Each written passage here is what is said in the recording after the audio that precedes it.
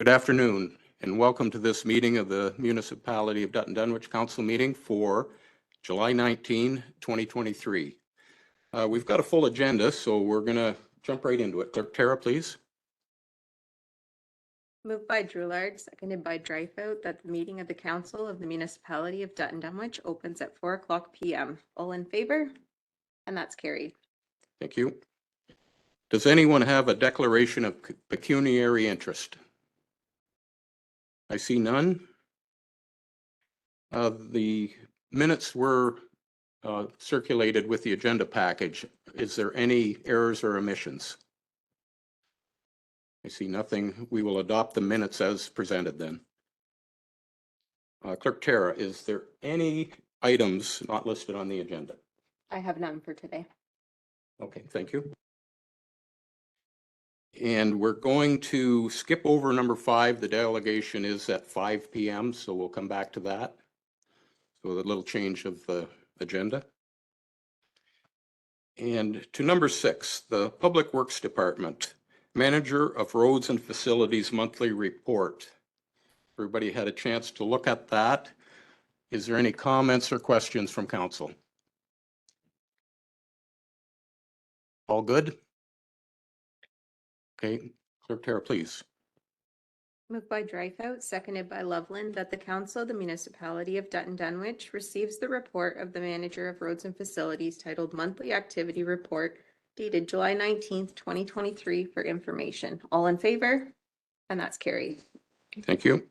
Number 7 is the Water Department, the Water Operations Manager Monthly Report. Does council have any comments or questions on that report? That one's good too. Clerk Tara, please.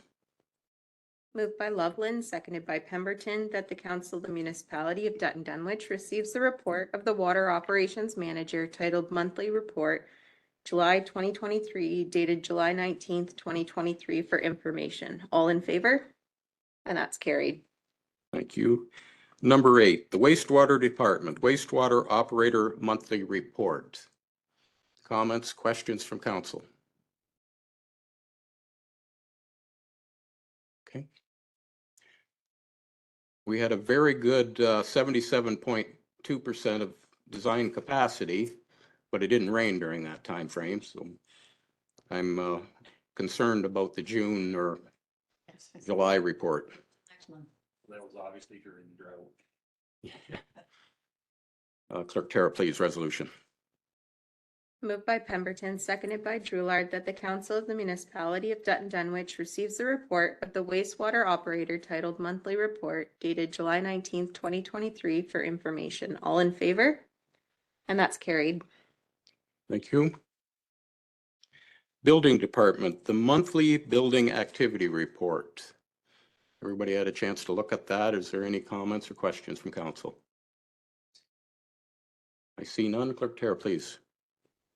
Moved by Droulard, seconded by Loveland, that the Council of the Municipality of Dutton Dunwich receives the report of the Chief Building Official titled Monthly Activity Report, June 2023, dated July 19th, 2023 for information. All in favor? And that's carried. Thank you. And number 10 is the Fire Department, Fire Chief Monthly Report. Any questions or Councillor Dryfout? I just want to give a shout out to the department for not only for the work that they do in the fire services, but the community efforts. I'm just thinking of Canada Day as one example. Like I can go to all kinds of events in our municipality that they're participating in, but they were there all day. They had a fire call or the service call that day, and they still managed to pull the breakfast off, and they were there till late at night playing baseball. I mean, those guys are great people, and they're doing a great job for us. So shout out to them on behalf of the municipality. So. And I just wanted to report at the last monthly meeting, they were able to do a little presentation for Deputy Chief Hall. And they presented him with an axe, and it was very lovely. And he just wanted a small scale. He said everybody said goodbye to him enough. So it was lovely. Yeah, I noticed at Canada Day, the awards, Deputy Mayor Hall was there, but I couldn't see him. Or I would have, well, I did recognize him, but I would have brought him up on the stage, but he was kind of hiding. I don't think he wants the limelight, but anyway, well done, and they are a great bunch. Any further comments? Clerk Tara, please. Moved by Loveland, seconded by Dreyfus, that the Council of the Municipality of Dutton Dunwich receives the report of the Fire Chief titled Monthly Activity Report, June 2023, dated July 19th, 2023, for information. All in favor? And that's carried. Thank you. And at 11, we're into quite an agenda for drainage and the Drainage Superintendent Monthly Report. Everyone has received that. Brent is on holidays, well deserved, so if any comments or questions, we can certainly get them to him. I see none. Clerk Tara, please. Moved by Dreyfus, seconded by Pemberton, that the Council of the Municipality of Dutton Dunwich receives the report of the Drainage Superintendent titled Monthly Activity Report, June 2023, dated July 19th, 2023, for information. All in favor? And that's carried. Okay, is there any specific time, Clerk Tara, for the quarter revision? We cannot start before 4:15. Okay. So we can go on to item C. On your agenda is a request for drain improvement for the David Carroll drain. I believe Mark Schur asked for that. Any questions or comments? If not, Clerk Tara, resolution, please. Moved by Drouillard, seconded by Dreyfus, that the Council of the Municipality of Dutton Dunwich decides to proceed with the David Carroll Drain Improvement Request under Section 78 of the Drainage Act received from Mark Schur and instructs the clerk to notify Lower Thames Valley Conservation Authority as required under Section 78(2) of the Drainage Act for drainage improvements, and that the requesting landowners be notified of council's decision to proceed, and that an engineer be appointed under the appropriate section of the Drainage Act after the 30-day time period from the notice of council's decision was sent to the Lower Thames Valley Conservation Authority and OMAFRA has passed. All in favor? And that's carried. We're okay with item D? Okay, I think we can move on to that. We're going to receive the engineer's report for the Leach McCann drain. And I believe we have John Spreet present.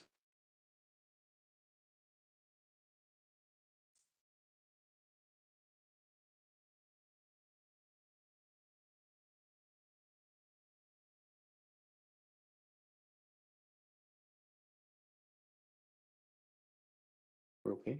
Yeah. Go ahead, John. The floor is yours.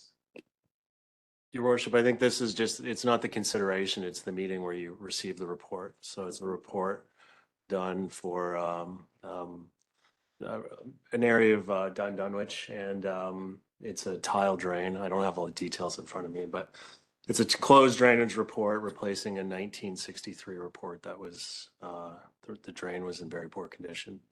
So it's just basically a closed drain servicing the McLeods, and a couple other names, which I apologize, I can't remember.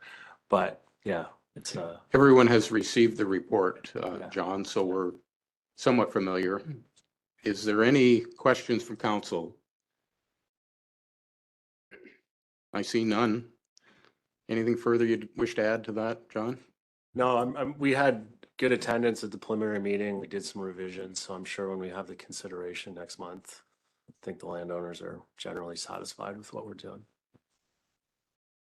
Okay. Clerk Tara, please. Moved by Dreyfus, seconded by Loveland, that the Council of the Municipality of Dutton Dunwich receives the engineer's report for the Leach McCann drain and instructs the clerk to notify everyone required to be notified under Section 41 of the Drainage Act of its intention to proceed with the drain, and that council hold a meeting to consider the engineer's report at the council meeting scheduled for August 16th, 2023 at approximately 4:15 p.m. All in favor? And that's carried. Thank you. I think we'll keep going with item E is we're going to receive the engineer's report on the brown drain. We also received that report in our agenda package. So any comments? Just Mayor a, Loveland. just a quick question. I went through that report and when I was reading the council package, and I guess my concern is we have a pretty big block assessment for all the properties in Dutton. I think it's $59,000. On top of that, we have a $22,000 road assessment. So we're probably gonna be, unless we change our idea on block assessment there, it's gonna be $81,000 of tax revenue that's gonna be required, so. It's always been our policy that we do block assessments. This is probably a bigger drain than most, so I don't know if something we should reconsider that, and I don't know what the cost would be for John to sit down and come up with a different schedule there, so.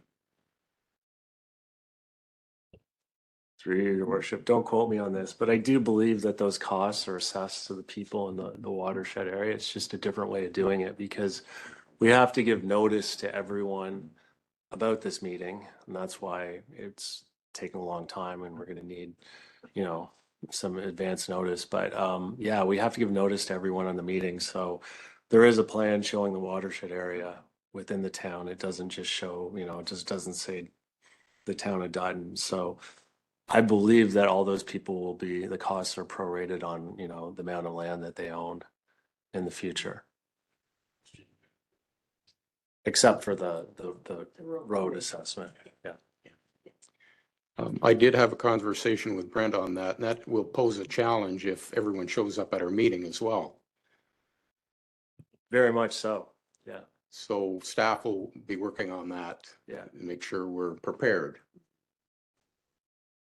Anything further from council on the brown drain? It is quite an undertaking.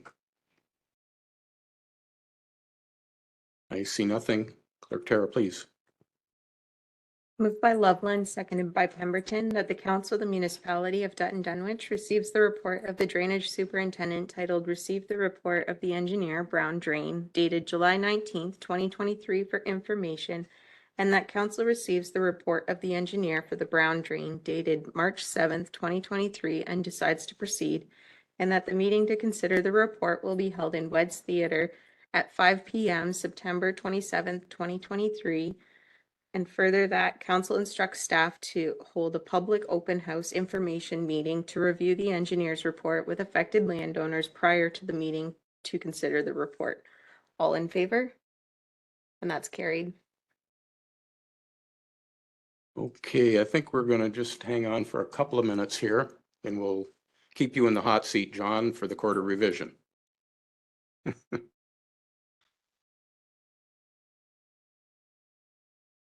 we pass the minutes of the previous one first or? Sure. So we'll just do the two resolutions to get in and then do. Okay. Do you want me to wait 2 minutes? We can start it. That should be okay. Okay.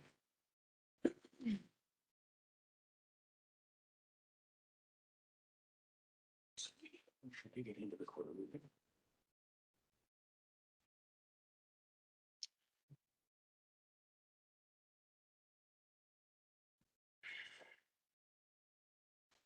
Okay, we're close to the time, so this is a quarter revision. Clerk Tara, please. Moved by Pemberton, seconded by Loveland, that the regular meeting end to sit as a court of revision at 4:14 p.m. All in favor? And that's carried. And one more.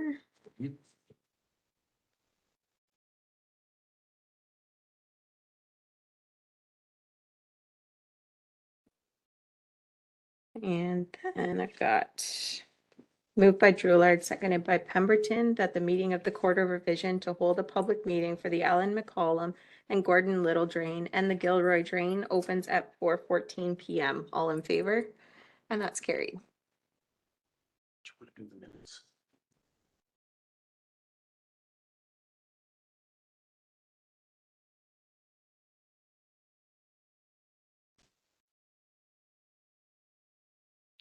This is the Court of Revision as required by the Drainage Act to afford any person assessed in the Allen McCollum and Gordon Little Drain provisionally.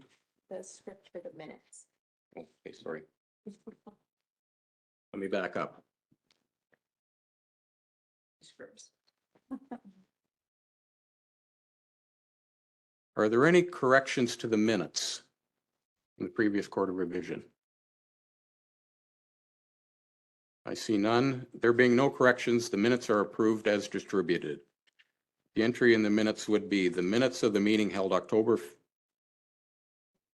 May 10th, 2023. be approved as distributed.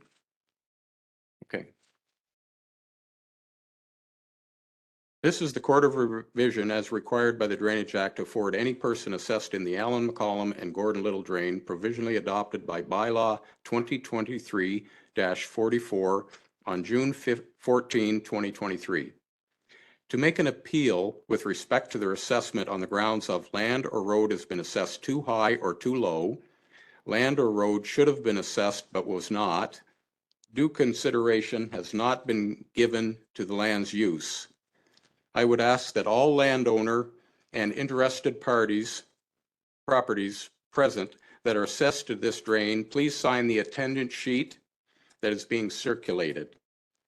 Is there a document there, Clerk Tara?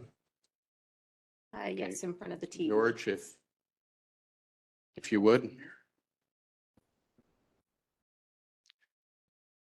Was everyone notified in an appropriate way that are required to be notified under the Drainage Act?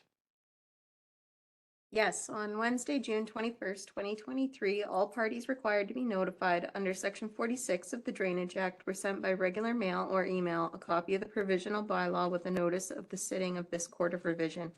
This notice also informed all landowners of Drainage Act requirements to notify the clerk in writing of an appeal to the Court of Revision 10 days before the first sitting of the Court of Revision. Did the clerk receive any appeals in writing 10 days prior to the sitting of this Court of Revision from any assessed landowners? No.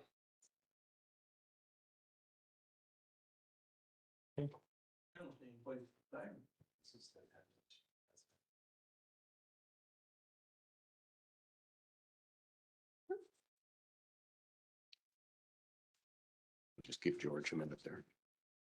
So you just need to see if there's anyone here or if they have any comment from landowners.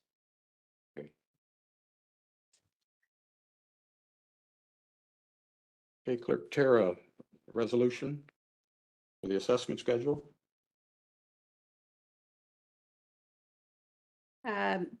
Moved by Pemberton, seconded by Dreyfus, that the Court of Revision accepts the assessment for the Allen McCollum and Gordon Little Drain. All in favor? And that's carried. Thank you.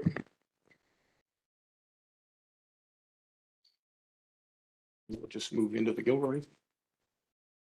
We have two Court of Revisions. This is the Court of Revision as required by the Drainage Act to afford any person assessed to the Gilroy Drain provisionally adopted by bylaw 2023-44 on June 14th, 2023. To make an appeal with respect to their assessments on the grounds of land or road has been assessed too high or too low, land or road should have been assessed but was not, due consideration has not been given to the land's use. I would ask that all landowner and interested properties present that are assessed to this drain, please sign the attendance sheet that is being circulated. Was everyone notified in an appropriate way that are required to be notified under the Drainage Act?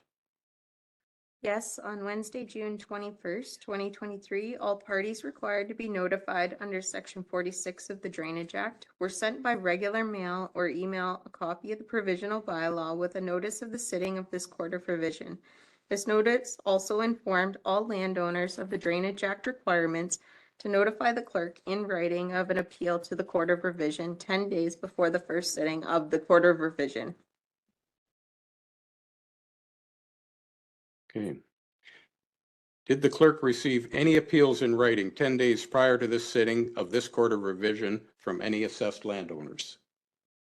Yes, but on 7 days before this meeting, on Wednesday, July 12th, 2023, we received a letter via email from Hydro One that they wish to appeal under section 52(1)(3) of the Drainage Act, which states due consideration has not been given to the use being made of the land within the Hydro One right-of-way.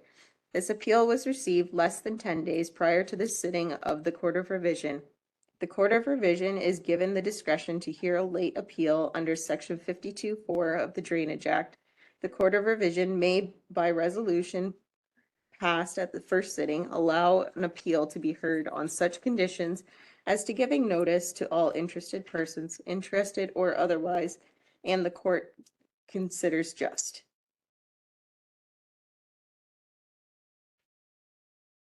It has come in a little bit late, but in conversation with Brent, his recommendation is to accept it, put it on the public record, and I believe John is prepared to speak to that item. So in order to do that, do the members of the Court of Revision wish to hear the late appeal? And if so, I need two members of the court, a mover and a seconder for the resolution. Deputy Mayor Loveland and Councillor Doulard, second. All in favor? Okay. I would ask the clerk to read the written appeal from Hydro One aloud to the court.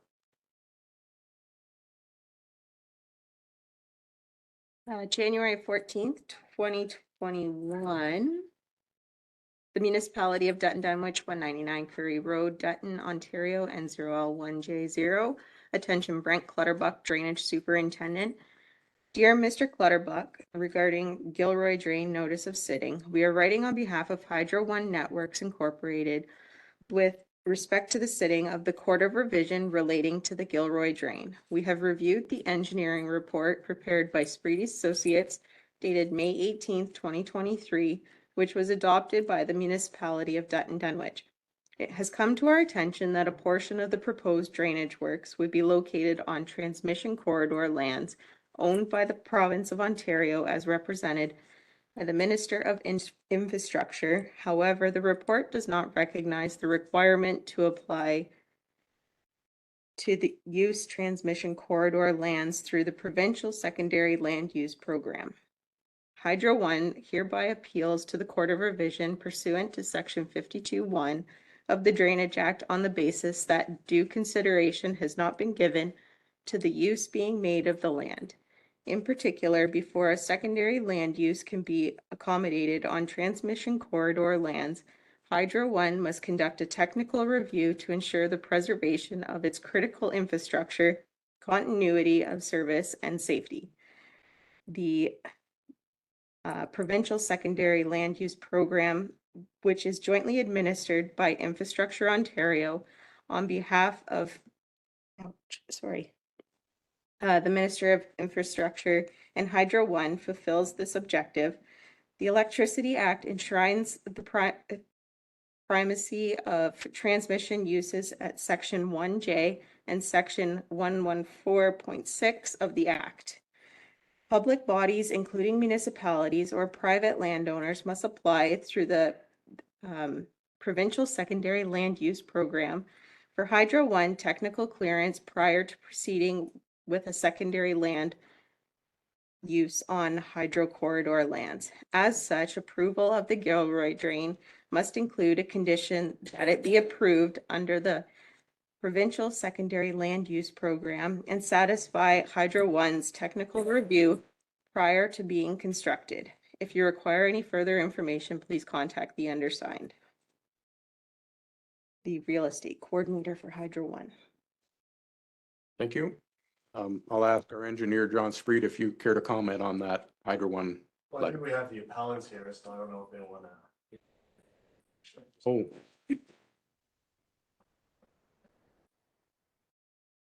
Sure. Do we have a representative from Hydro One? Yes, it's Greg Gowan, real estate supervisor with Hydro One.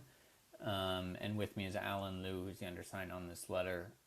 So yeah, we're here representing both Hydro One as the statutory easement holder on the lands with primacy of use, and also on behalf of the landowner who we represent, being the Minister of Infrastructure and Infrastructure Ontario.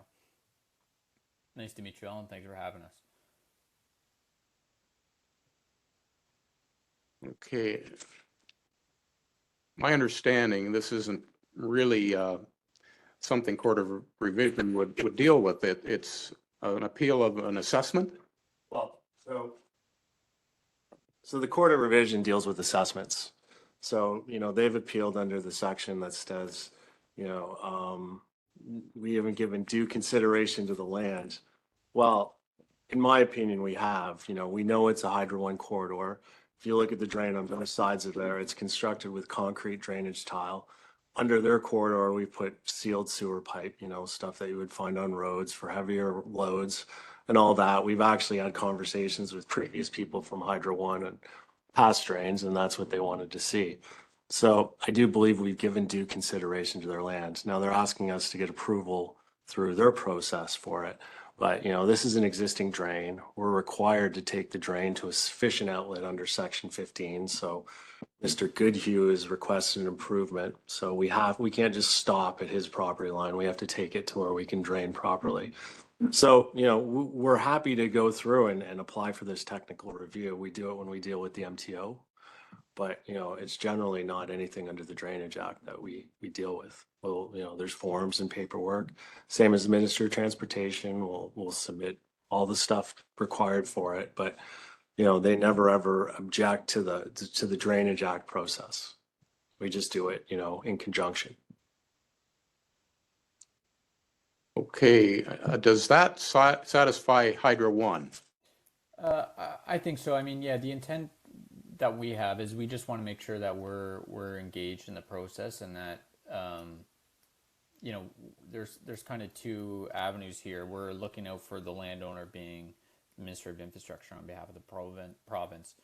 Their expectation is that they're aware of different occupations within their lands, and that they're granting the appropriate approvals before they are utilized, right? So we understand there's a little bit of complications as this is existing, but on speaking on their behalf, their direction is they are to grant the approval for any other infrastructure uses within those lands. Now on the other side of it is Hydro One, and yeah, we are looking out to make sure that whatever installation is occurring is not impeding with our operations and our ability to safely, efficiently utilize our corridor lands. And to the points just made, surely of this one, we don't anticipate there is, but at the end of the day, that determination should come from Hydro One. So we just want to make sure that we're engaged in the process, that we review everything on site-specific basis, because everything can change and be very specific to each property. So yeah, the intent is that we're just working with you guys and through you to help this project get implemented in a way that doesn't kind of hinder our ability to operate.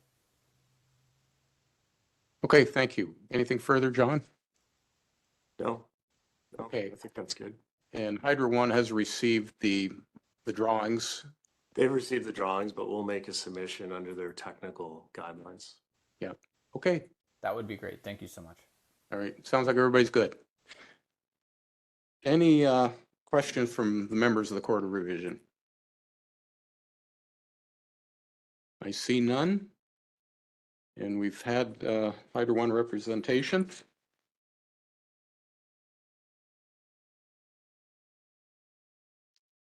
Okay, Clerk Tara, I think we are ready for resolution. I think everybody's okay with it.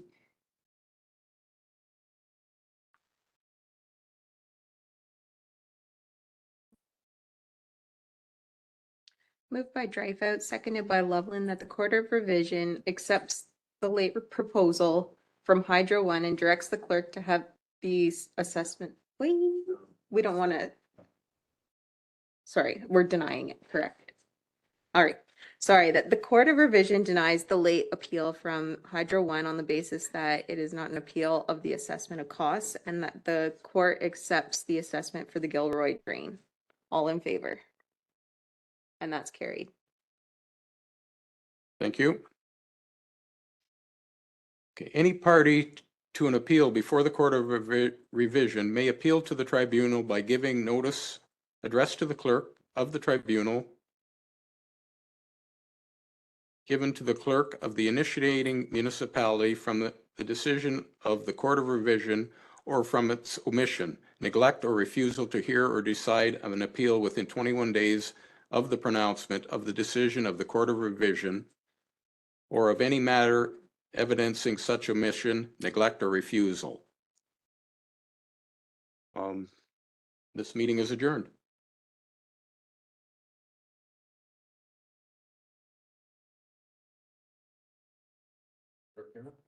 Moved by Loveland, seconded by Drulard, that the meeting of the Court of Revision for the Allen McCollum and Gordon.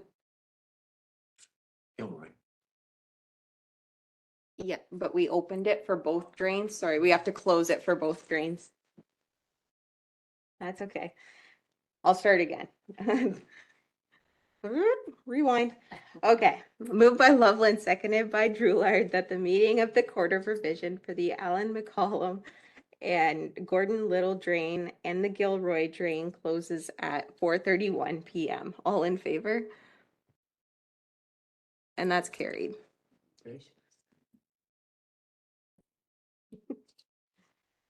And then moved by Loveland, seconded by Drulard, that the regular meeting of council reconvenes at 4:31 p.m. All in favor? And that's carried. Thank you, John. Thank you. Okay.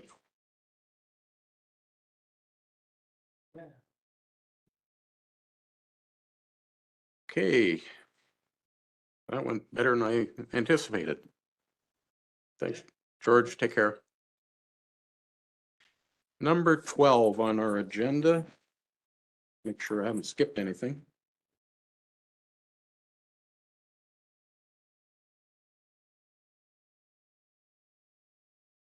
Oops, I think we're good.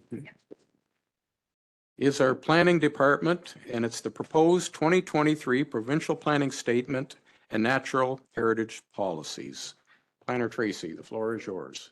Thank you very much. Through you, Mr. Mayor, to members of the council. If you recall, I was here before talking about the provincial policy statements 2023, the changes to replace the 2020. At that time, the natural heritage features were not included in the proposed changes, and now they are. So there are just a few things that I wanted to bring to your attention. One is through the announcement of the additional natural heritage feature, they've now pushed the commenting period from June 5th to now August 4th. And since I was here last, if you recall, they had proposed that land severances were going to be allowed 3 new lots per farm parcel. They've now pulled that off on May 30th. So that is no longer part of the proposal.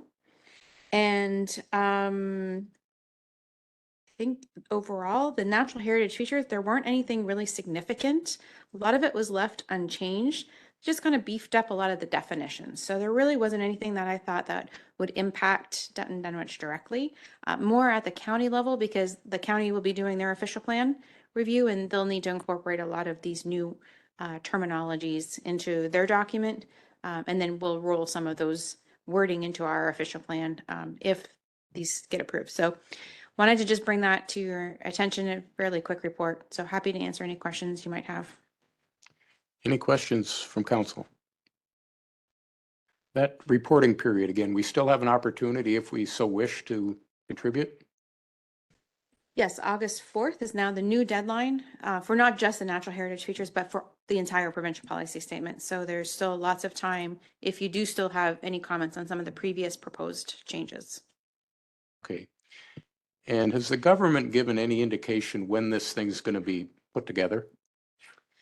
No, they haven't, but a lot of legal documents have been posted online from offices that are helping people interpret the changes. And many of them are saying that they anticipate that these changes would be late fall to maybe end of like end of the year. Originally it was September, and now we're most likely, because they pushed back the deadline for comments, they'll most likely push back the deadline for when it'll be enacted. But really, it depends on the province, and they'll have to do their first, second, and third readings. And once they get through the legislation, then we'll know when it's coming through. Okay, thank you. Anything further from council? You still have time to lobby the government. Thank you, Tracy. Clerk Tara, please. Moved by Pemberton, seconded by Driller, that the Council of the Municipality of Dutton Dunwich receives the report of the planner titled Proposed 2023 Provincial Planning Statement and Natural Heritage Policies dated July 19th, 2023 for information. All in favor? And that's carried. Thank you. Number 13, our Recreation Department. And it's a Recreation Monthly Activity Report. Council have anything to comment on or questions?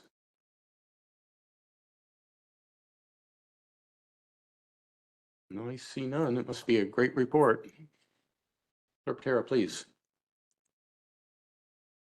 Moved by Drillard, seconded by Dreyfus, that the Council of the Municipality of Dutton Dunwich receives the report of the Recreation and Administration titled Monthly Activity Report, June 2023, dated July 19th, 2023 for information. All in favor?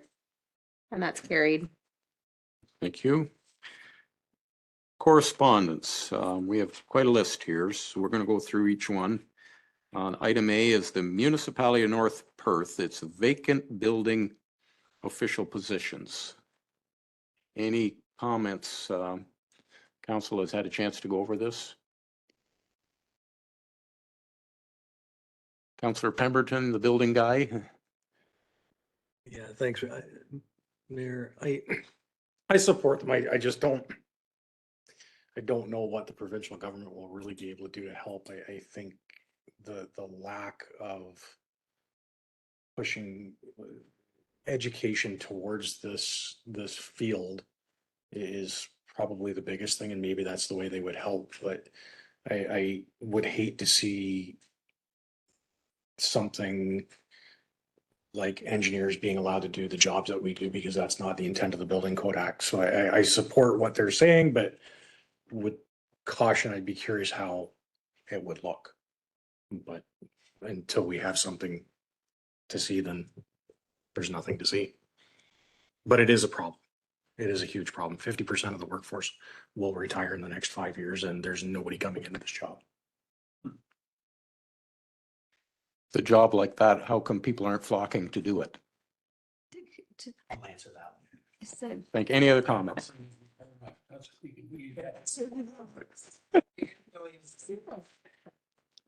It is a difficult job, and I think that's part of it. Yeah, there's no straightforward, like you can go through for a civil engineering technologist, you can go through for architectural technologist, then you still have to come out of that and you still have to take the provincial exams and courses and to become a qualified building official. There's no actual college or university program that when you complete it, you're actually qualified to become a building official. So Is that something we should be lobbying for, like the? the OBOA is trying to lobby for that a little bit. They are working with Fanshawe and Conestoga. And they have for a few years now. And they're trying to do some internship programs. But again, it's difficult because you have an intern that hasn't written any exams. It's really not qualified to do anything. So it's tricky. It's tricky, but there are things that people are trying to work with, but it just. Yeah.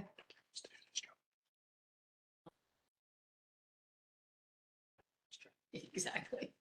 I know the Roma board and the AMO board are lobbying MPP McNaughton, and he has brought forth a lot of college programs, and I know they are talking to him. So hopefully they're talking to him about this issue as well. Anything further from council? Clerk Tara, please. Moved by Dreyfus, seconded by Pemberton, that the Council of the Municipality of Dutton Dunwich supports the resolution from the Municipality of North Perth urging the provincial government to provide support to municipalities to fill vacant building official positions, and that a copy of this resolution be forwarded to Rob Flack, MPP, Karen Vecchio, MP, and the Municipality of North Perth. All in favor? And that's carried. Thank you. Item B, the town of Bradford, West Gwillimbury, the right to repair movement. Any comments on that? I have one comment, and it has to do with agriculture, and the farmers are lobbying hard on this issue with equipment. We're a group that likes to fix ourselves, and in a lot of cases, be it technical or they keep the information to themselves, we're not able to do that. So I know the farm lobby, this is one of their main issues. Anything further from council?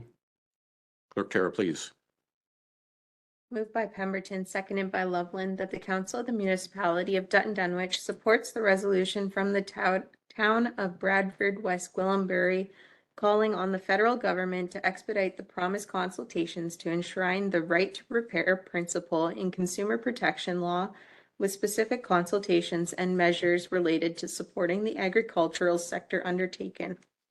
And that a copy of this resolution be forwarded to Rob Flack, MP, Karen Vecchio, MP, and the town of Bradford, West Gwillimbury. All in favor?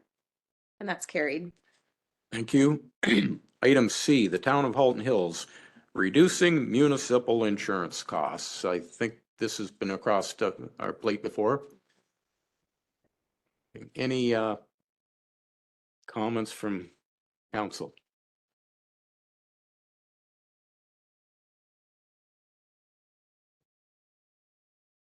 Good luck and we'll support it. All I'll say is we'll support it is becoming a huge cost. So I think what can be done, I don't know, but it's worth. Thank you. Clerk Tara, please. Moved by Loveland, seconded by Dreyfus, that the Council of the Municipality of Dutton Dunwich supports the resolution from the town of Halton Hills calling on the province to take action to reduce municipal insurance costs, and that a copy of this resolution be forwarded to Rob Flack, MPP, Karen Vecchio, MP, and the town of Halton Hills. All in favor? And that's carried. Okay, thank you. Item D, Township of Selwyn, short-term rentals. Any questions or comments from council? Everybody's dealing with this issue. Councillor, Yeah, we heard a considerable amount at Roma on this particular issue. I think Councilor Dreyfus and I attended a couple of information sessions, so it's a problem across the province, probably across the country. okay. Clerk Tara, resolution, please.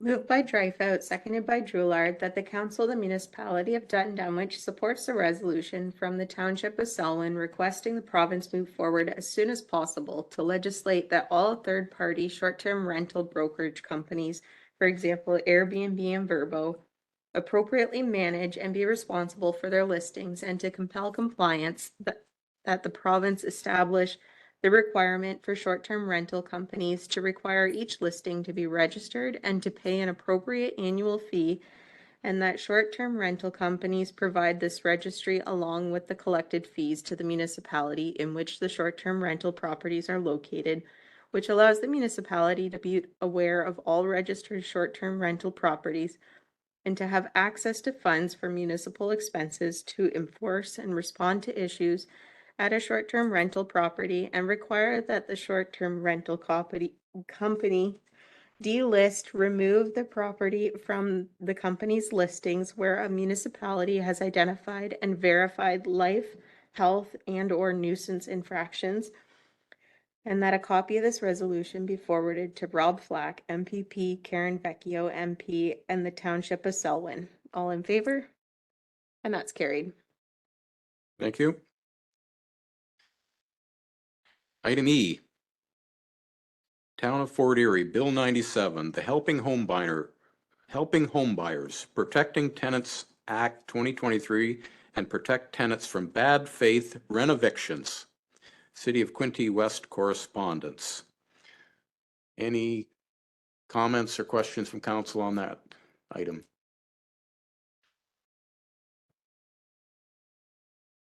Nothing? Resolution, please, Clerk Tara. Moved by Drillard, seconded by Pemberton, that the council of the municipality of Dutton Dunwich supports the resolution from the town of Fort Erie urging the province to pass Bill 97, the Helping Homebuyers Protecting Tenants Act 2023, and add regulations requiring landlords to provide renovation updates when they evict tenants to ensure tenants are updated when they can exercise their right to return in order to protect tenants from bad faith renovictions, and consider an increase in fines for landlords who are found to have undertaken bad faith renovictions, and that a copy of this resolution be forwarded to Rob Flack, MPP, Karen Vecchio, MP, and the town of Fort Erie. All in favor? And that's carried. Okay, thank you. Item F is the Alcohol and Gaming Commission of Ontario.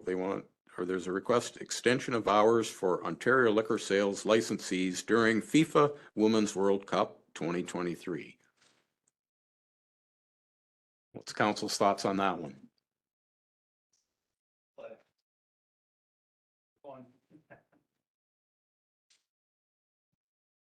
I don't need a drink that time of day, but who am I to say? Clerk Tara, please.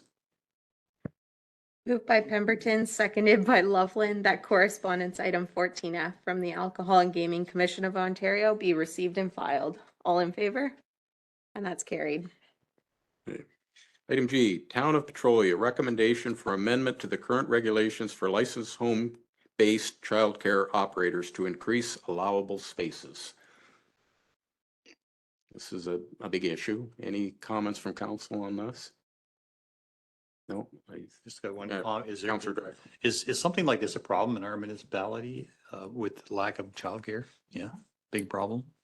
I think we should support for sure then, yeah.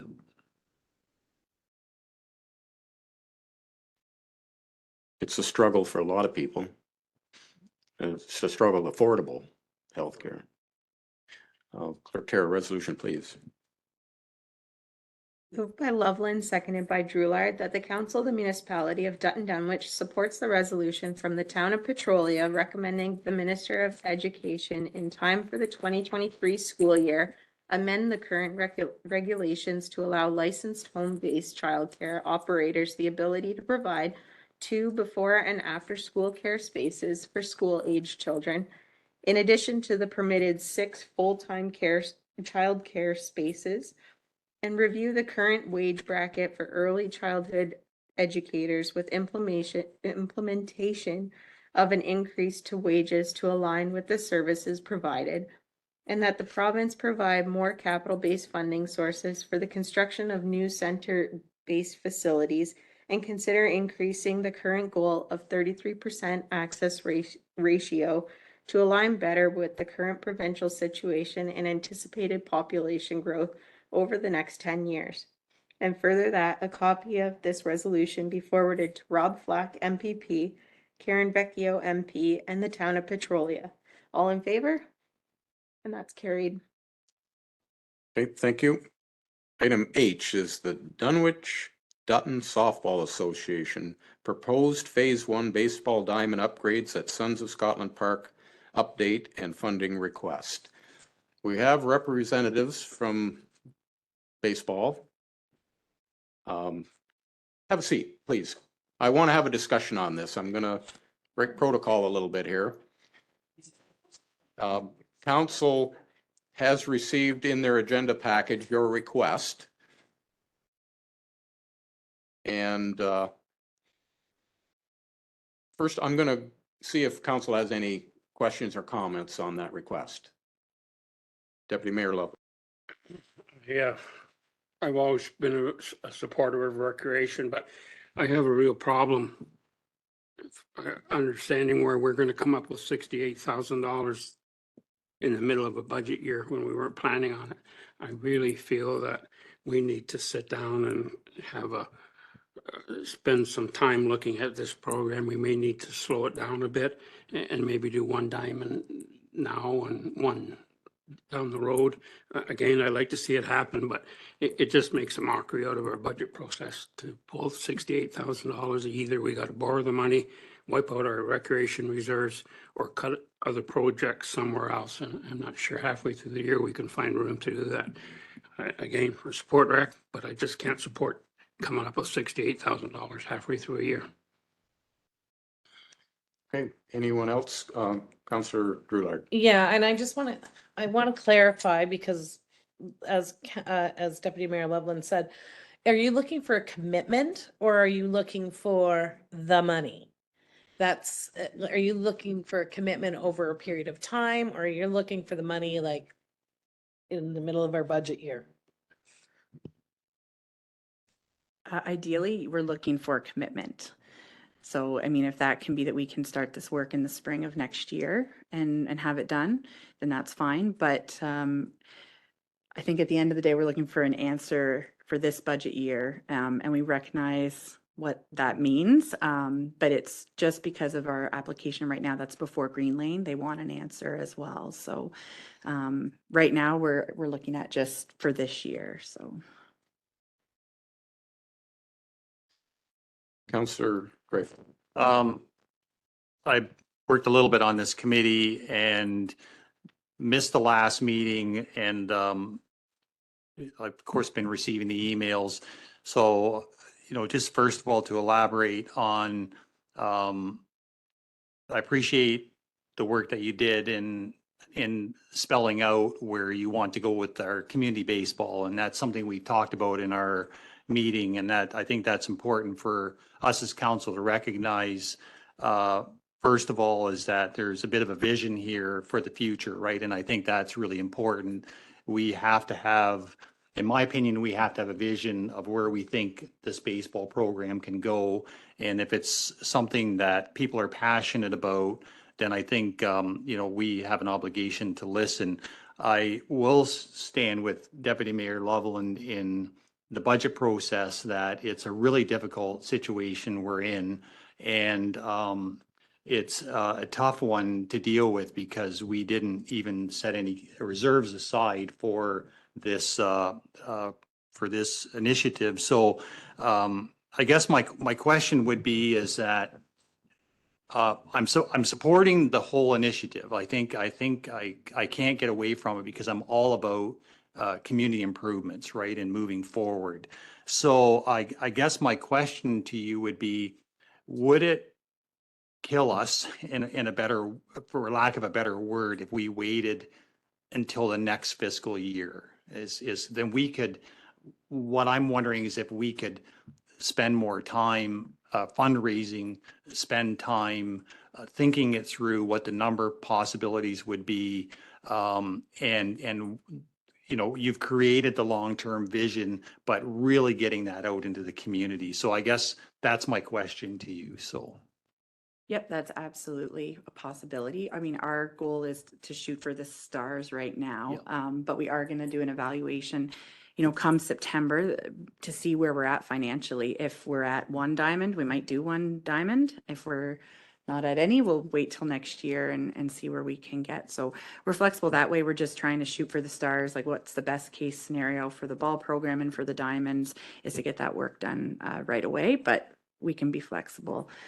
Do you want to add anything? Go ahead. I would just say, if it's like not the two diamonds, diamond number one, in order for us to maintain where we are at with league and competitive ball, we have to do something with the backstops and that there. So rather than do a part of a fix, if it's one diamond, then that one really has to be done, or some of our fastball and hardball competitive teams may not be able to play. That's what it may come down to because of safety and liability. You mean not being able to play this year? No, we can finish this year, but into next year. So the vision would be to have at least the first diamond ready to go when season starts, 1st of May. Just that's when the leagues will start. So So taking that to the next step, if we were to approve funding in our new budget, and we were to have time to work through the process, would we have enough time in the spring to get the diamond up and running for your season? Yes, yes, Yes. according to the contractors, they Yep. do this year, work all year round, so yes. Councillor Drulard. And I see that you've, and I'm aware that you're already doing some fundraising. I'm just wondering the status of some of the grant opportunities. I know some will be closed at this time, but they will be reopening. And if there's the opportunities, particularly for anything that has to do with accessibility and sport. So I took some time and looked a bunch up, and they're coming. So is there some way that the municipality can help you out on that path as well?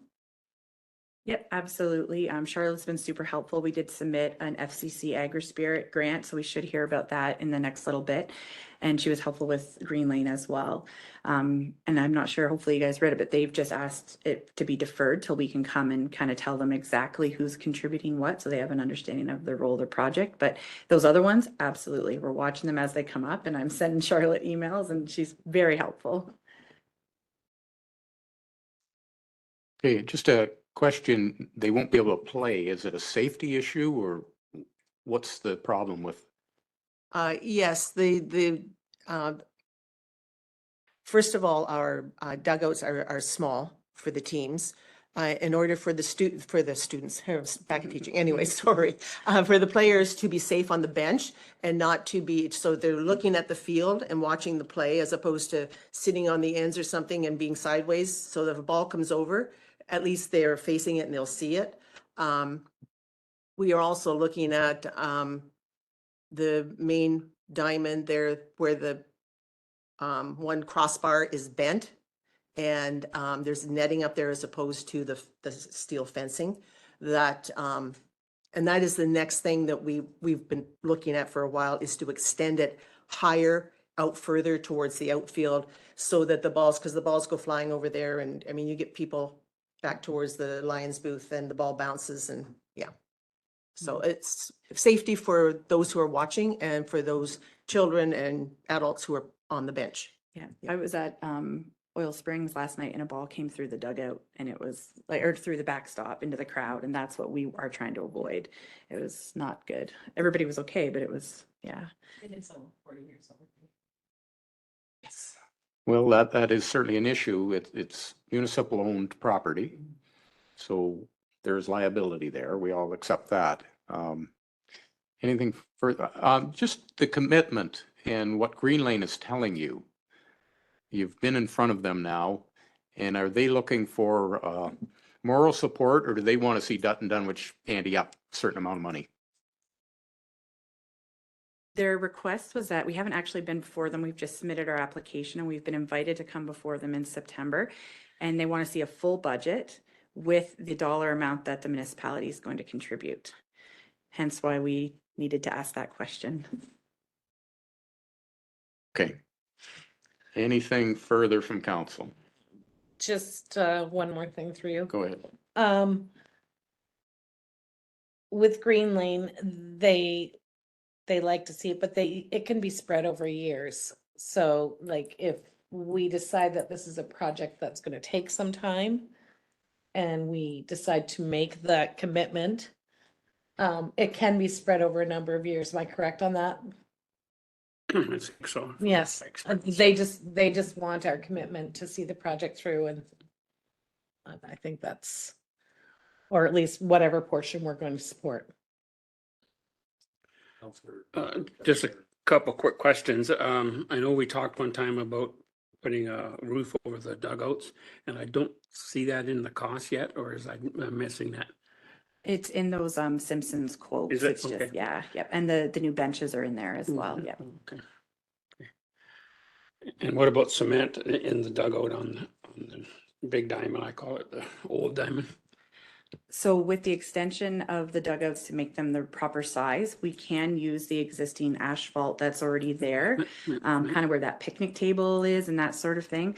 We are looking at maybe getting some donations, some in-kind donations from maybe some members of our association or people in our community to cover the cost of the cement. I mean, that's the dream, is to do it right once. But another cost saving for the second one would be just to do it as chips and dust. So right now, the quote in the budget's not including the cost of the cement, because we can kind of work around that right now. And I guess my concern is, if we wait till next year, I've been around enough with contractors. I'd hate to get into a position where we don't have a diamond, a backstop there when ball has to start. And I guess, reluctantly, I think I could support starting the one diamond this year if we this fall and get it going. If we could take some of that out of reserves, and I think the rest we have to spend some time and figure out where we're going here. I think when I look at the other second diamond, it's pretty simple to make those dugouts larger. It's not difficult to do, and if we had put that off for a couple of years, I think we could live with that. I don't think it's unsafe or anything.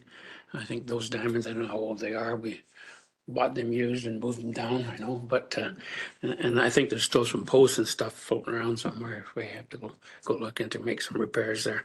So I think I could live with $20,000 maybe in this year's budget, if we could find it out of reserves and take them down.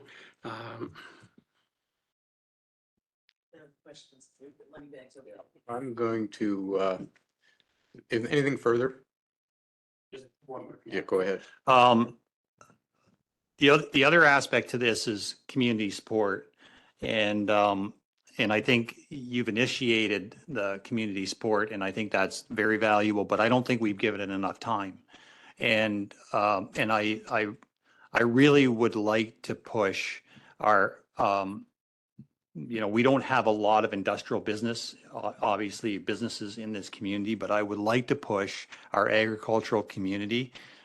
We have some pretty big farming operations, and all their kids played baseball. And I think they're multi-million-dollar operations, and I think there's opportunity there just by knocking on some doors. And I wouldn't be surprised, knowing the good faith of our community, that we would probably raise $50,000, $60,000, $70,000 just by knocking on their doors. So I would fully support and help with that, because I think there's a lot of value there. And I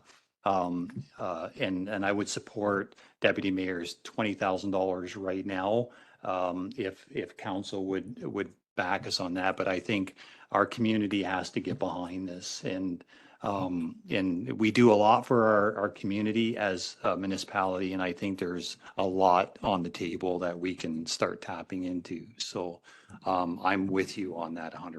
So.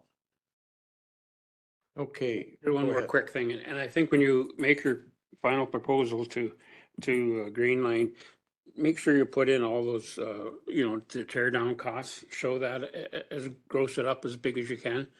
I think we do have we haven't got the HST rebate off those figures as well, which would help you somewhat, but you also need some contingencies, because we all know what contractors are like. Extra things come up, so but don't be afraid to spend some time on going through that cost estimate and making it. Can't be unreasonable, but yet make sure you put it in. Just a comment I want to make, and I don't know whether our treasurer is prepared to speak to this now, but we have a bit of time. We have another meeting. If you wanted to come to the August meeting with the money part of this thing, can we do 20? I'll let you speak to that. Yeah, through you, Mr. Mayor. Yeah, I think we're good with 20. I've discussed this with a few of the councilors already, Deputy Mayor. So I think we're good to go. I think she calls me on the cheap money bags, but I see the good in this too as well. I think we have to do this. So so I'm good with this. I'm okay with this if council chooses to go forward with this.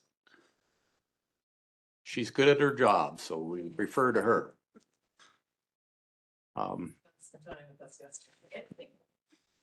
Does that give you enough ammunition to go to Green Lane? Absolutely. Yeah, it does. I just had a question. So we'd asked for two separate things, that's awesome what you guys are talking about for sure. And I just am curious on whether that would be 20,000 invested in the staff time and the equipment to do the demolition, or if that's on top of that. Oh, wow. Okay. Yes, that is excellent. And that is so helpful because our plan is exactly what Henry was saying, is to start with our community.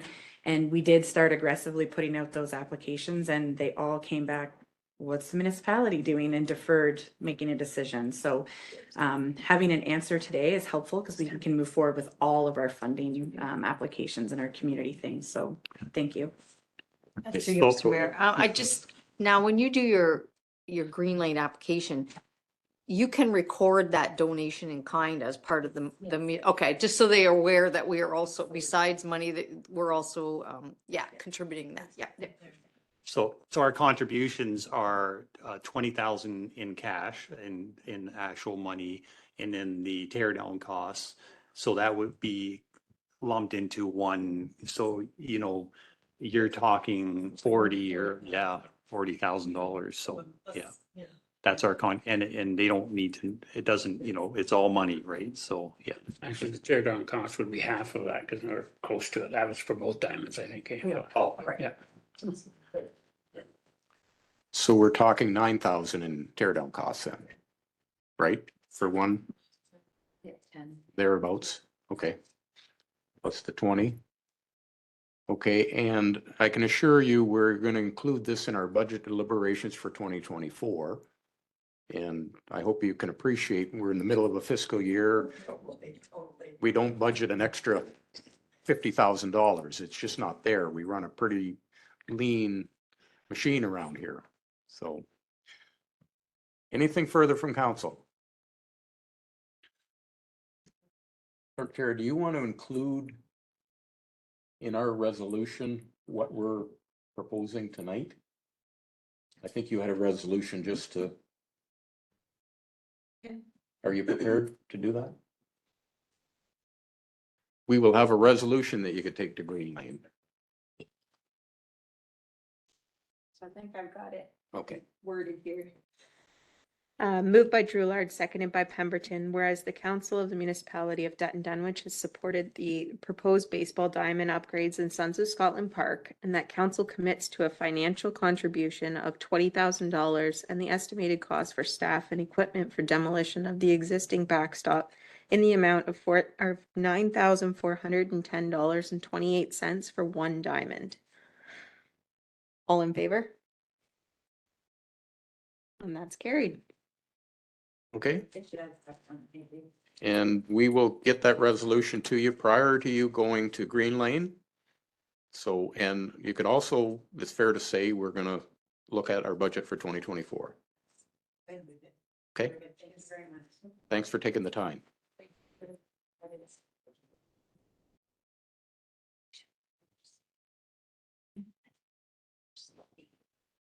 Call up the CNE. Absolutely. We should have CNE.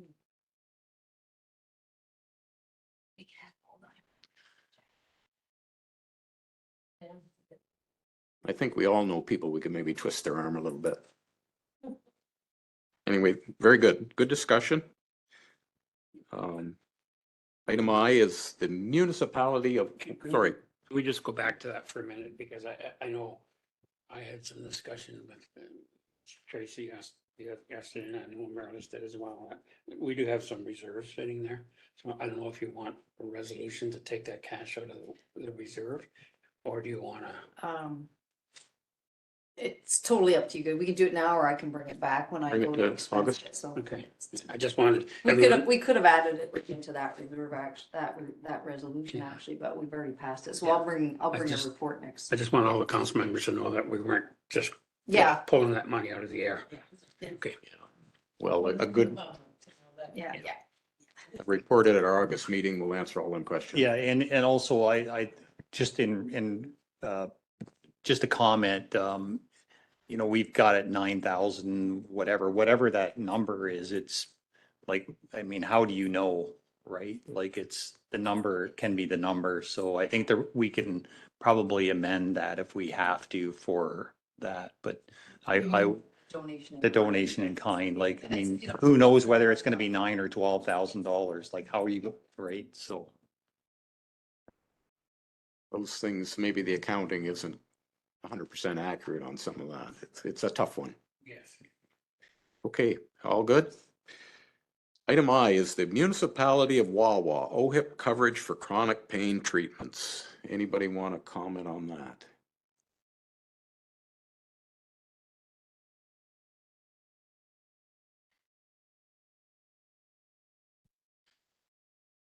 I don't see anyone. Counselor Drulard, do you want to? No, but it is an alternative to the opioids that are being prescribed, so it's not something that it's something I could support. Because that's creating a different issue. Clerk Tara, resolution? Moved by Pemberton, seconded by Dryfout, that the Council of the Municipality of Dutton Dunwich supports the resolution of the Municipality of Wawa requesting that the Government of Ontario maintain OHIP coverage for chronic pain treatments and continue to provide much-needed care for the people of Ontario, and that a copy of this resolution be forwarded to Rob Black, MPP, Karen Becchio, MP, and the Municipality of Wawa. All in favor? And that's carried. And another one? Moved by Dryfout, seconded by Loveland, that relevant correspondence was reviewed. All in favor? And that's carried. Okay, thank you. It is after 5. We do have a delegation. And it's the St. Thomas Elgin Local Immigration Partnership, an overview of resources and demographic statistics. Welcome. And I'll turn the floor over to you. Great, thank you so much. It's been a long time since I've Yeah. been in this room, so I'm quite happy to be back. I feel like one of the first times I was here, you were getting the sign on the highway and it was much celebration. So it was a few years ago now, and it's nice to see where we've come. So I wanted to just give an overview, introduce myself, reintroduce myself in some cases. My name is Patricia Hunter. I'm the manager for the St. Thomas Elgin Local Immigration Partnership. Let's just see where we are. So we can go to the first slide there. It's a very long name, so I will just call it Steal It, but we are a federally funded project from Immigration, Refugees, and Citizenship Canada, and we've been funded in this region since 2011. And that was the year that we went and we did our community events to try and find the needs of our local immigrants. And after a report was drafted and presented to the IRCC, we were instructed to go do it. So that is what we've been doing for the past 12 years now, 12 and a half years. And we are a very unique project that is funded federally in that we're not given directives of what needs to get implemented. We get to do projects based on the needs and based on the partners sitting around the table. So I did want to take the opportunity to update on some of those things. Another piece that always bears to be explained is our role. So our role is to support the community to build capacity to better support immigrants. We don't do direct service provision to immigrants. That is the work of our two settlement service agencies. One of them is located at the YWCA in St. Thomas, and the second one is in the east of the county at Mennonite Community Services. So they do serve this jurisdiction and will be supporting immigrants. So we work closely with them, but we do not do any of that direct service provision. It's always nice to underline our vision, and our vision is that St. Thomas and Elgin County communities will be a culturally diverse, welcoming, caring, and inclusive community that will retain current residents, welcome newcomers, and provide them the opportunity to successfully integrate, contribute to, and benefit from social, cultural, and economic inclusion. So this basically means we're looking for healthy communities that do include immigrants and provide them the opportunity to be part of the community. If you go over to our next slide, we have about 18 current members, and this is always in transition and in flux, but we have multi-sectors represented, a lot of really different pieces and a lot of different initiatives and different ways to look at the challenges and the opportunities to welcome immigrants. So we're always welcoming new members if there's a need or if a desire to come join us. And we're always trying to make sure that we have representation. We do have strong connections with other cultural groups or other community assets that may not necessarily be at the table, but we do other events where people would be connected or we're connected to the work. Our priority areas, we are currently in the middle of a 5-year cycle where we've identified 5 different areas for our strategies. The first one is workforce development and employer supports. So this one has 2 sides of the coin. One of them is saying, are newcomers ready to enter the workforce and do they have the means to do that? And the second is looking to see, do our employers have the means to welcome newcomers? Or do they understand the nuanced differences that you might have with someone who is trained outside of the country, who might have some language challenges, all those pieces. We actually have scheduled a newcomer or an immigrant recruitment and retention event on August 3rd, which we're hoping to get lots of employers, especially ones who are looking to recruit some workforce. The next one is community readiness, and this looks at our community in general. Does the population who's currently living here, do they understand how to welcome diversity? Do they understand what it means when we have people who are moving in from different parts of either the country or from different parts of the world move in to be their neighbors? Do they feel ready and equipped to be the neighbors that they have been in generations and generations? We're also looking at equitable supports, which is looking to see, do our service providers have the tools they need to support our immigrants. Education is looking to see, are there enough opportunities for people who were not raised in Canada to understand the Canadian system? Do they have opportunities to get English language skills and so forth? And the last one is civic and social inclusion. So that is, do our immigrants feel empowered and do they feel like there's a path for them to be involved in our communities and to give back? You need to be a citizen to be an elected official, but once someone becomes a citizen, do they feel like there's a place for them sitting at this table type thing? So those are the overarching ways that we look at our priorities, and we have a lot of different actions and activities that happen. We do have a really in-depth report that's called our Moving Forward report that we submit out annually, so it's something that you could access on our website. So one of the things that we've been doing is we've really delved into trying to get more research for our local context. And there are a few different pieces that we've done. The first one was the Experiences of Discrimination survey. And this survey was first conducted just at the tail end of COVID. And it was a survey where we worked with Western for both arms of this one, but we also hired a third party that did phone calls in our region and then got people to do a survey. We had about 400 participants. We had different groups that we were looking at. The first one was immigrants and people who were visible minorities or racialized. The second was our Indigenous population. And the third was our control group, which were white non-immigrants. What we found in that study was 7 in 10 of our racialized immigrants were experiencing discrimination within our community. And this was in places like at community assets on the sidewalks between neighbors, but also with employers. So after we did presentations about that research, we had a lot of people asking us, but what exactly are they experiencing? We need to know what's happening so we can start making changes. So we started a second phase of that project where now we're recruiting people to participate in 30-minute or 60-minute to 90-minute interviews so that we can better understand what exactly is happening and we can start to make more effective change. Last month, we had an immigrant survey, which was open to anyone who was born outside of Canada. And this was to see what services are being accessed, what the experiences are like. We also asked the discrimination question again. And we asked some questions about what are some barriers to you integrating into the community and what are potential solutions. So I'm currently working to develop the report, and it's something that I will absolutely share with the people around this table. There's some really great insights about what is important to an immigrant family. Some of the challenges are things that I know that our community has been struggling with for many years, like transportation. Childcare is one that came up as well. It's something that is a big struggle for a lot of families.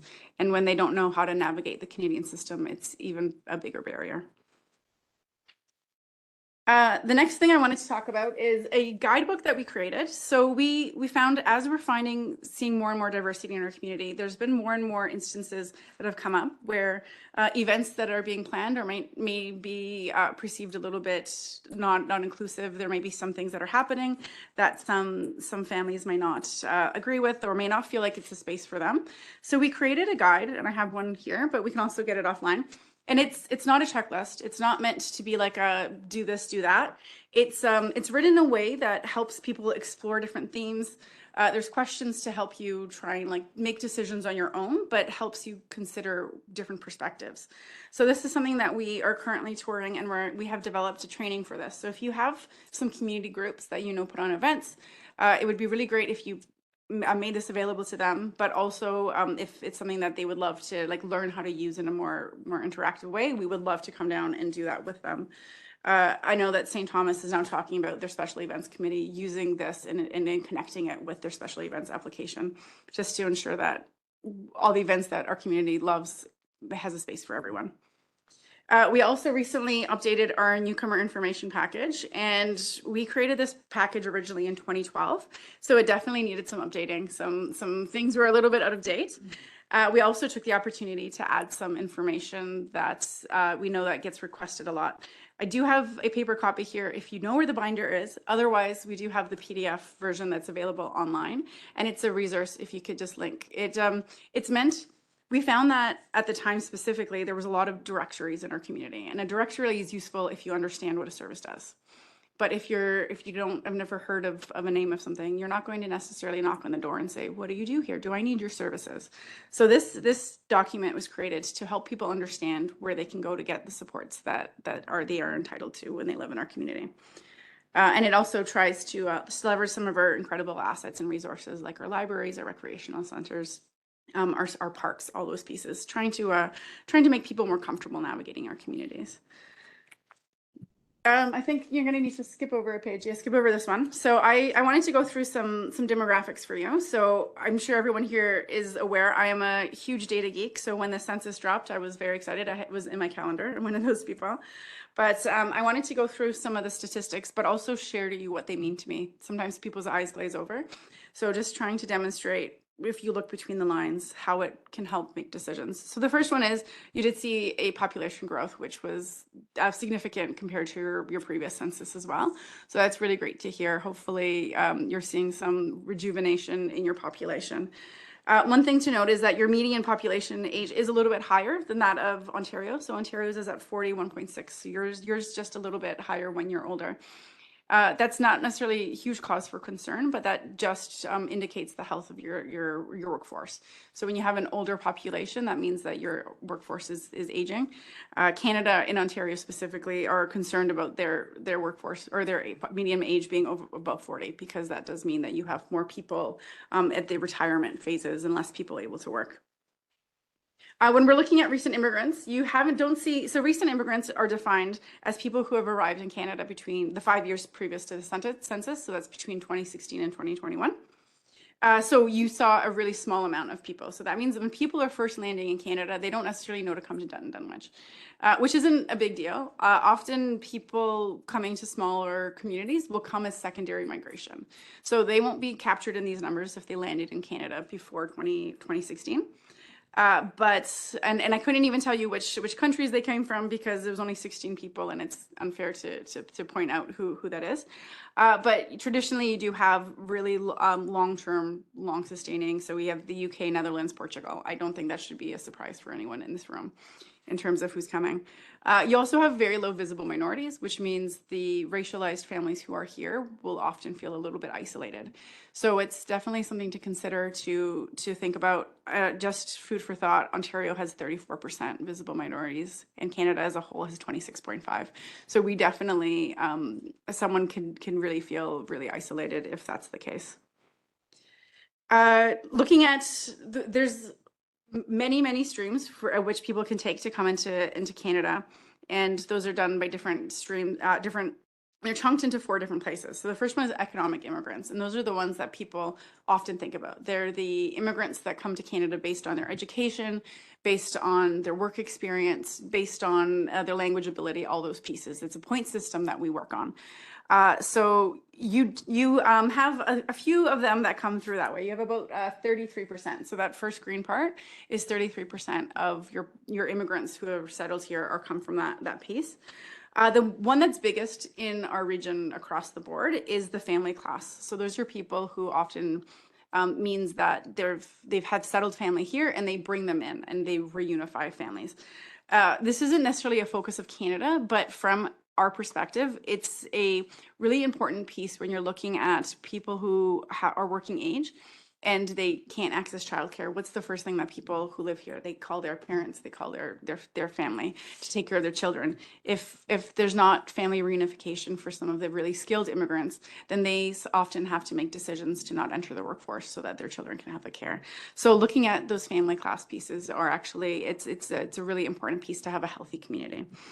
Finally, you do have quite a large percentage of refugees here. You have about 24% of your settled immigrants are refugees. And the other immigrants that catches some really, really niche pieces, and those are generally really small in Canada anyways. But looking at your recent immigrants, everyone that came in the last census period was family class, which means that was all done through sponsorships and through family reunification. A new statistics that's really nice and neat to have, and I would love to dig into this a lot more, but I did want to bring it to your attention. So there's something called mobility, and what this looks at is, so there's two charts. The one on the left is saying 1 year before the census. So on May, I think it's 16th or May 20th, whatever it is, 1 year before that, it asks people, did you live at a different address? And then based on what that address is, it talks about your mobility. So the number that I've pulled out is anyone who a year previously did not live within Dutton Dunwich. So from 1 year before the census, or within that last year, you had 265 people from outside of the community moved in. This could be from West Elgin, from St. Thomas, this could be from BC, or it could be from overseas. So it's a really interesting number. It's 7%, which is a little bit higher than the Canadian and the Ontario average, which means people are finding this place. And I think if we had the number for before and right after COVID, it would have been interesting to see how that changed. We do have the 5-year number, which shows 26%, so 1,005. And I was just looking it up, and I do have a census that only looks at immigrants and divides them up, but it said 60 of those 1,005 were actually immigrants that were previous to those recent immigrants. So we are seeing that secondary migration in that number. So one in every 4 of your people who currently live in who lived in Dutton Dunwich in May 2021 moved from outside the community, which is a really interesting statistic. That means 1 in 4 people that you may run into on the street may not have lived here 5 years ago. I think especially in these smaller communities, it's often thought that people come, stay, and it stays stagnant like that. We are seeing higher numbers than in Ontario and Canada. Ontario was 21% and Canada was 22%. So there are more people and more movement in these smaller communities that we just kind of overlook. So it's something interesting, and I think it's a good way to remind yourself that not everyone remembers when you didn't have a sign on the highway, and and it's something that sometimes things that become stagnant to us are like known. Not everyone will know that. So I did want to talk a little bit about why it's important for this community to think about immigration and immigrants. So between 2023 and 2025, Canada is looking to bring in 465,000 immigrants every year. This is mainly because they're forecasting a difficult time finding workers. It's really to rejuvenate our workforce. And if the businesses here want to maintain and to always have a place to look, there really needs to be some sort of strategy to look at attraction and to get people to understand that this place exists and the glorious pieces of what this is. It's definitely what we're looking at post-COVID. During COVID, we saw a lot of people take early retirements, so there is definitely a lag at getting that workforce up. So it's something to consider. And also Canada has also really put an emphasis on trying to keep our smaller communities alive. I think there was a little time there where it was really felt like the smaller communities were forgotten and Toronto was the main focus. We've been hearing a lot more that there is a lot more impetus and desire to get people into some of our other regions. So what I wanted to propose to you is that there is a resource. It's called the Welcoming Community Toolkit. So this was produced out of some researchers from the Pathways to Prosperity Network. I believe most of these are out of Western. And they've created, and it's attached in your notes, so I apologize. It was quite a long document. But it has 2 phases. The first phase is saying, here are 19 characteristics that make a community welcoming, and here are some ways that you can measure how your community fares.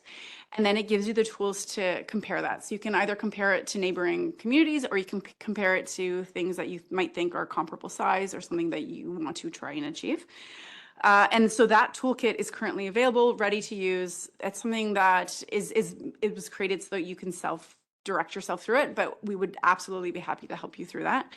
And then the second phase, which should be out in the next few months, is the marketing piece. So it takes that first toolkit that you've created and said, how can you use what you found through that research to market and to leverage and to promote what your community looks like? So it's absolutely free to use toolkit. It would require some people from your office to be able to like navigate some statistics. As I said, I love statistics, but it's definitely a really great way for you to evaluate. And the 19 characteristics are pieces that you talk about at this table all the time. It's pieces like your recreation. It's like this was actually the second time I was sitting listening to a baseball discussion. Elmer has the same issue.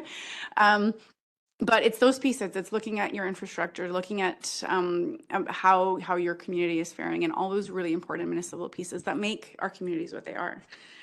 So it's just a nice way to look at it from a lens for someone who may not understand the history, someone who may be expecting something different. I know our region always struggles with transportation, but there are ways to overcome it, ways to make the other assets more important and a little bit more of a draw. So the last slide is just contact information for us. We're always producing and creating more information, trying to help people get to the information in a way that is easy, accessible. So our website has a lot of great resources. We can also subscribe to our newsletter on there, and we send out 4 newsletters a year. We did send out one about that event, but other than that, we try and limit the emails. We're not going to spam people and send all that, but we do welcome all that. We're always looking for partnerships. So if you have any ideas of something we can do to create some welcome, some conversations we can be part of, we welcome that, and we're always excited for new projects. So, any questions? Thank you, Patricia, for that presentation. Council, do you have any questions? Councillor Dreifeld. It's interesting. We have, you've identified that we have 1,000 new people in our community.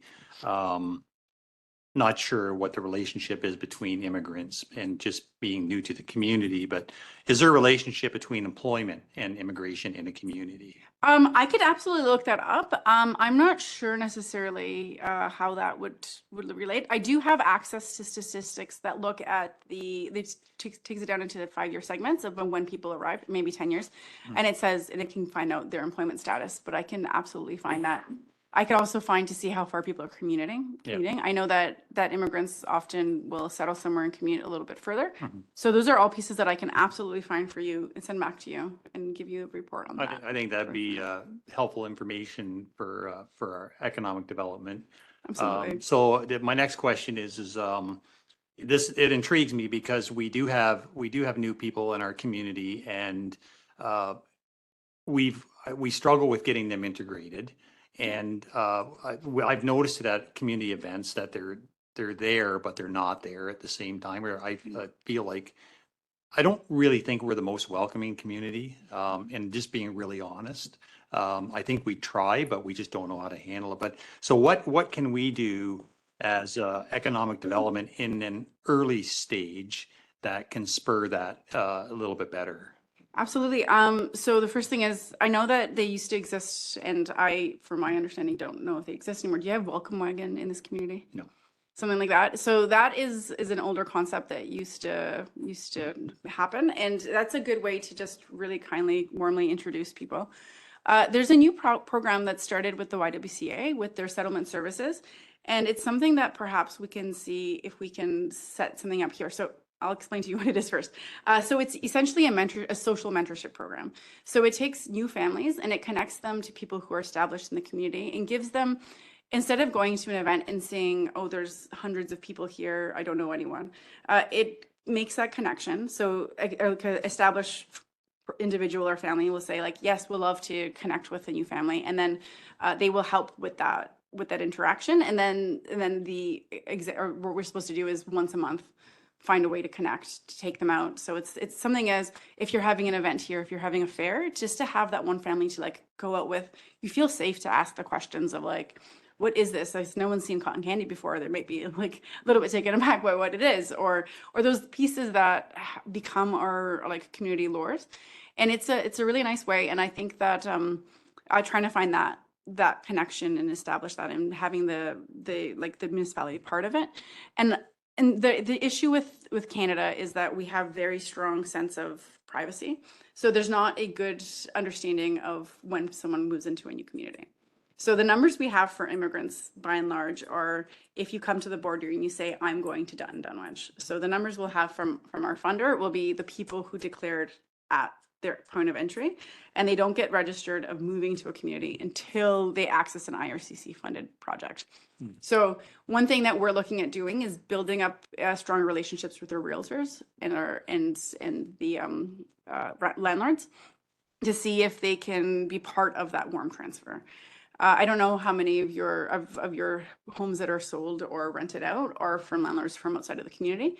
It makes it more challenging when it's not the connection. But if it is people who are connected, we can absolutely start establishing that, and then they can be a good conduit to say these people are new. Here's this information package for everything that you might need to know, or here's all those pieces.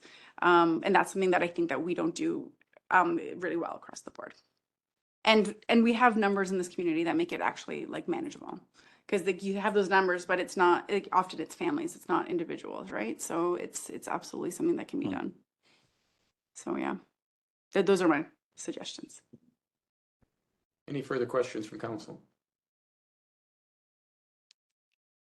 I see none. A comment. Absolutely. A federal government sets our immigration policy, and they're going to bring in 500,000 a year. But ultimately, it's down to the municipal level to find housing, find employment, and welcome these folks into our country. So I think they have the easy part, and we've got the difficult challenge here. Absolutely. So that is actually the impetus for why they created the local immigration partnerships, to support the communities to be able to do that better. So back in, I think 2010 was when they made this realization and said, we have to do it. Yeah, I absolutely agree with you. And I absolutely agree that the amount of funds that come with it is also, it's a struggle as well. So that's why for us, having immigrants appropriately employed, so that's a big piece. Is we have often hear those stories of people coming with really great credentials, and they come here and they have to work at jobs way lower than their skills based on our credentialing system. So trying to find ways that we can get them up to those higher standards, because in the end, that means much better outcomes for our communities. So this is what we're always trying to achieve. Ultimately, it's much easier said than done. So I hear exactly what you're saying, and it's something that we have to work through together for sure. Thank you. And just on a side, Tracy's going to have staff access this Welcoming Communities Toolkits. Excellent. Yes. So we will get a hold of that thing, and I'm sure you're going to hear from us. Great. I would love that. It would be really exciting to hear like the outcomes from this community, and to see it being in use, because I think it really will help direct your work in general. I think it just will help you see this community in a different lens, which is nice. So. Councillor Dreyfus. I'll just like speak from I've been here a long time, but I'm an immigrant family, from an immigrant family. My parents came from Holland, and literally, I think in Dutton Dunwich, it took us probably 5 to 7 years to become part of the community, just because we were immigrants. And there's no shame in it. It's just a reality. And so I know how difficult it is. It's not, as a child growing up in a community that was typically Irish and Scottish and long-standing, right?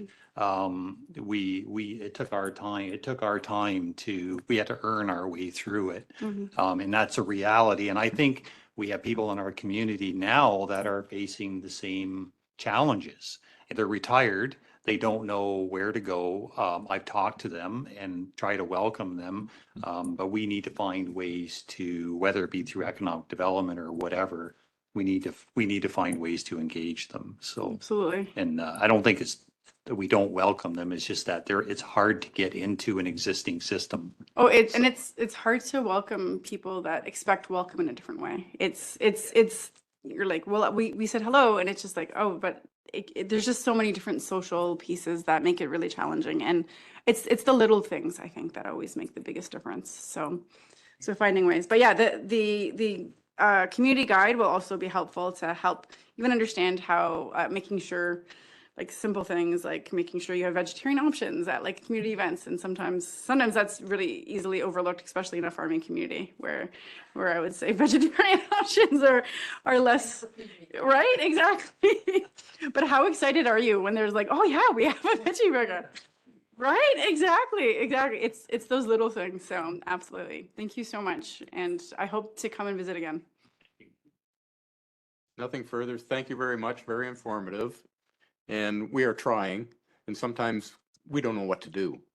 You know, the will is there, but getting an action plan or how to go about it is a real challenge. So we'll be reaching out to you. Thank you very much.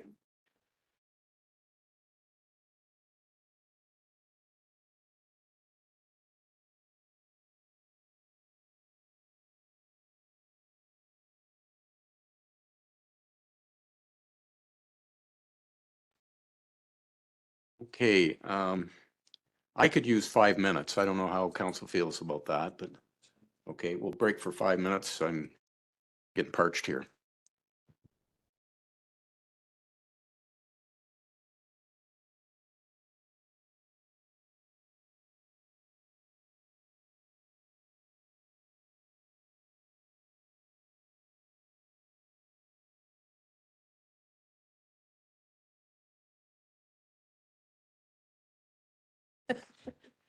Okay, we're all back. And item 15 is the consent agenda. Is there any item on that agenda that council wishes to comment or discuss?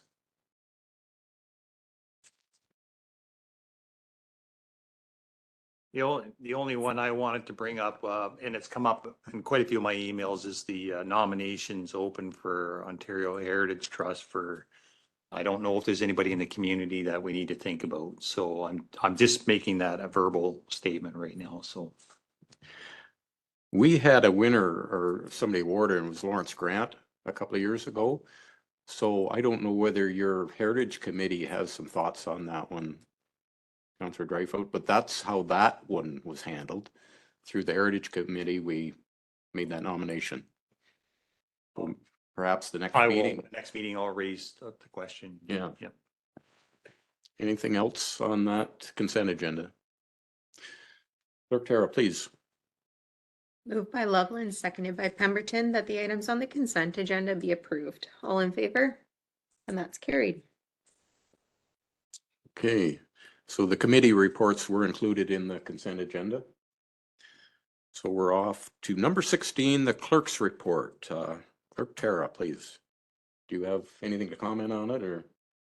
I don't have any comments. If council has any questions, I'm happy to answer. Anything for our clerk? All good. Clerk Tara, please. Right, moved by Pemberton, seconded by Drouillard, that the council of the municipality of Dutton Dunwich receives the report of the clerk titled Monthly Activity Report, June 2023, dated July 19th, 2023 for information. All in favor? And that's carried. And number 17, it's our CAO Treasurer's Report, and I know there will be questions and comments on that one. Anything from council?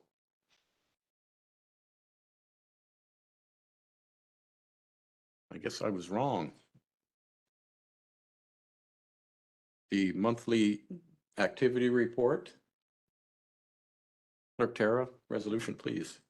Moved by Drouillard, seconded by Dreyfus, that the council of the municipality of Dutton Dunwich receives the report of the CAO treasurer titled Monthly Activity Report, June 2023, dated July 19th, 2023 for information. All in favor? And that's carried. And item B is the operational budget to actual. Are there any questions from council?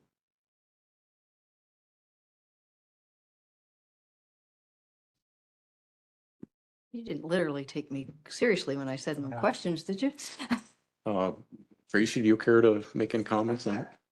No, it's, like I say, it's too early to tell because we've got different departments spending at different amounts, but, up to date, we're looking okay, but you know, as we know, that can sometimes change, but, I can answer any questions if something is sticking out to one of you. Counselor Dreyfus. The only thing when it comes to the economic development with the changes with the CIP plan and Tracy working on that, we'll need to look at our allocations for budgets. So I recommended to the committee that we sit down and we have a look at it. So what is the number going to be this year? Because I don't want to overspend, outside of what we were committed to. Right. So We can do some allocations of hours or whatever. Yeah, Yeah. certainly. Yep. because we do have some plans and we just want to make sure we stay within our guidelines. So. Deputy Mayor Loveland. Just quick questions. On the bottom, we've got the building deficit of 21,000, so that's where we are with fees versus cost. Today, yeah. She's down a little from last year.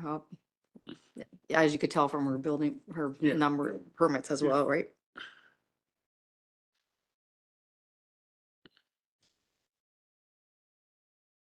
So my standard question, is there anything on that report keeping you up at night? No, actually, I think everybody's doing very well with their budgets. The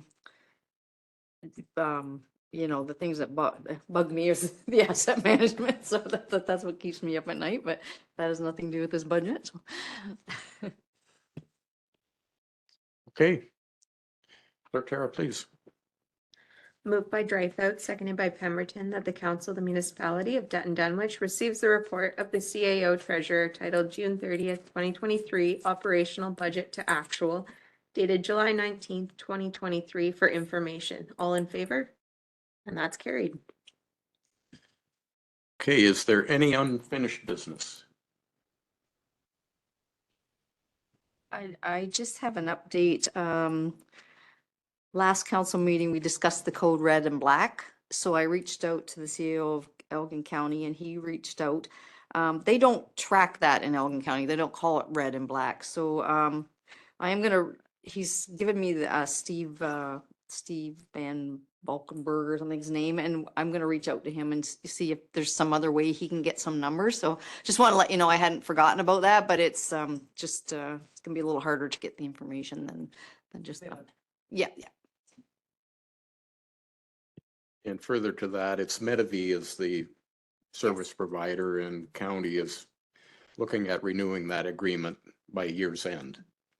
Not a lot of options in that game, but that's discussions ongoing right now. One other announcement, there will be something coming the next meeting for what we're gonna do with the medical building, so.